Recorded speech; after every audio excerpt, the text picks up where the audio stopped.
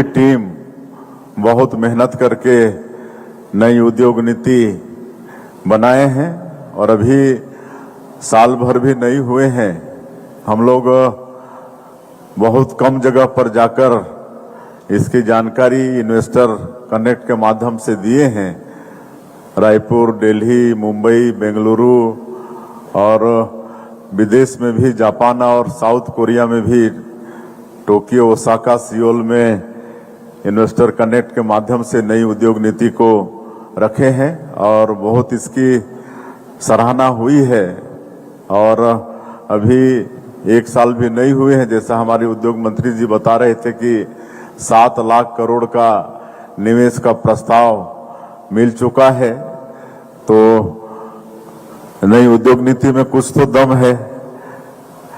तो हम तो ज्यादा बोलना नहीं चाहेंगे, काहे कि टेक्निकल सेशन में सारी बातें हमारे सचिवगण बता चुके हैं। नई उद्योग नीति में हमारे मतलब जो हेल्थ का सेक्टर है, एजुकेशन का सेक्टर है, टूरिज्म का सेक्टर है, उसको भी पर्यटन का दर्जा दिए हैं और उसमें भी इंसेंटिव का प्रावधान है। वो सब टेक्निकल सेशन में सारी बातें विस्तार से हमारे सचिवगण आप लोगों को बताए हैं। मैं उन सबको दोहराना नहीं चाहूंगा।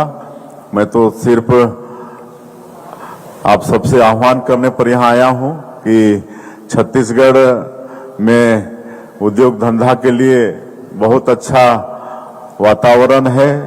यहाँ पर खनिज संपदा भरपूर है, फॉरेस्ट प्रोड्यूस भी सैकड़ों तरह के हैं, बिजली है, पानी है। छत्तीसगढ़ हमारा देश के बीचों बीच में बसा है। कनेक्टिविटी के लिए भी चारों तरफ के बीच में है और हर तरह से road connectivity, rail connectivity, air connectivity सब के भी यहाँ पर सुविधा है। रायपुर से विशाखापट्टनम भारतमाला प्रोजेक्ट वो जा रहा है, रायपुर से आपका धनबाद जा रहा है। रेल की परियोजनाएं भी काफी स्वीकृत हुई हैं, आप सबको मालूम ही है।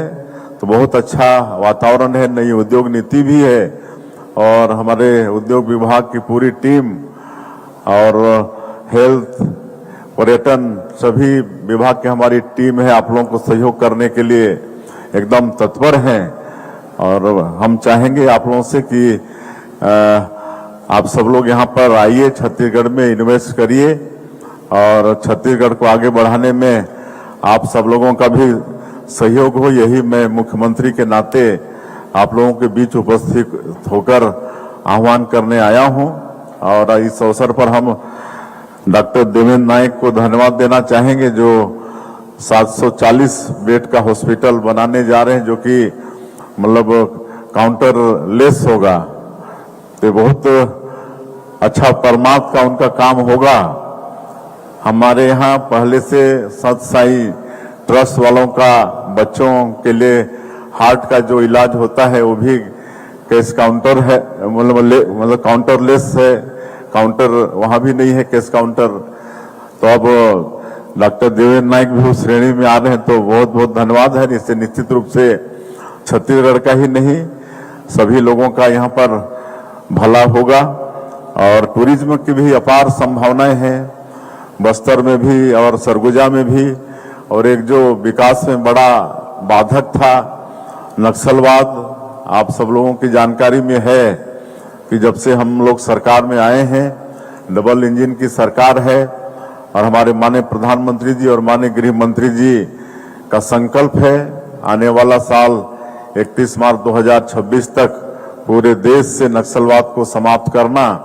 और जिस मुस्तैदी के साथ हमारे जवान लड़ रहे हैं, चाहे वो केंद्रीय सुरक्षा बल के जवान हो, चाहे छत्तीसगढ़ पुलिस के जवान हो, लगातार ऑपरेशंस में सफलता मिल रही है और सुरक्षा कैंप भी लगातार खुल रहे हैं। और आज से मतलब अभी तक 327 गांव से ज्यादा गांव आबाद हो चुके हैं और हम लोग वहां पर नियत नेलानार योजना के माध्यम से आपका सुंदर गांव, इस योजना के माध्यम से सरकार की योजनाओं को वहां पर पहुंचा भी पा रहे हैं।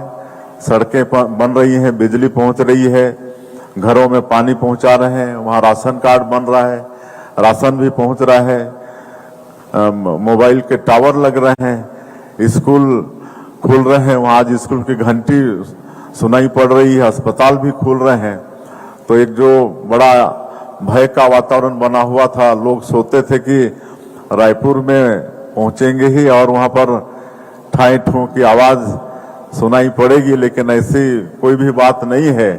तो बहुत अच्छा वातावरण है। मैं और ज्यादा नहीं कहते हुए मैं फिर से आप सब लोगों से, जितने भी यहाँ पर विभिन्न सेक्टर के हमारे उद्यमी आए हैं, आप सब लोगों को आमंत्रित करते हैं, आप लोगों को आह्वान करते हैं कि छत्तीसगढ़ में आइए और विकसित छत्तीसगढ़ बनाने में आप लोग भी सहयोगी होइए।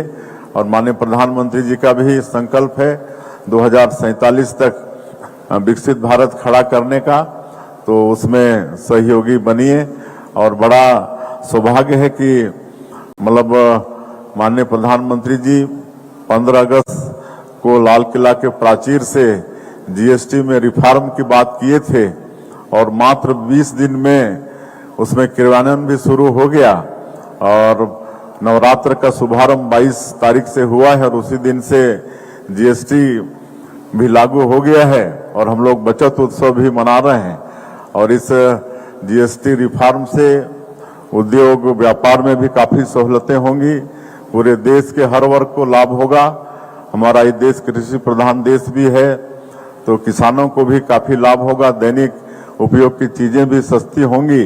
तो बड़ा अच्छा ये अवसर है।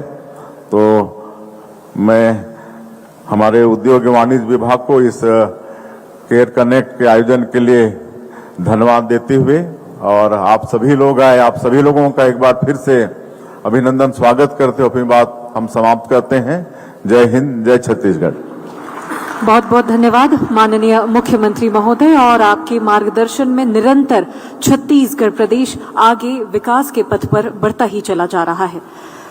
और चलिए अब बारी है उस पल की जिसको लेकर आज का ये पूरा कार्यक्रम केंद्रित है, यानी हम बात कर रहे हैं छत्तीसगढ़ केयर कनेक्ट, जिसमें अब हम इन्विटेशन टू इन्वेस्ट लेटर्स और एक्नॉलेजमेंट लेटर्स यहाँ पर अब अलग अलग निवेशकों को यहाँ पर मंचस्थ अतिथियों के हाथों प्रदान करने वाले हैं, सौंपने वाले हैं। तो सबसे पहले शुरुआत करते हैं हॉस्पिटल सेक्टर के साथ। Chhattisgarh care connect hospital sector से सबसे पहले हम मंच पर आमंत्रित करते हैं श्री अर्चित गोयल जी, संचालक, श्री अशोक हरलालका जी, सीएफओ।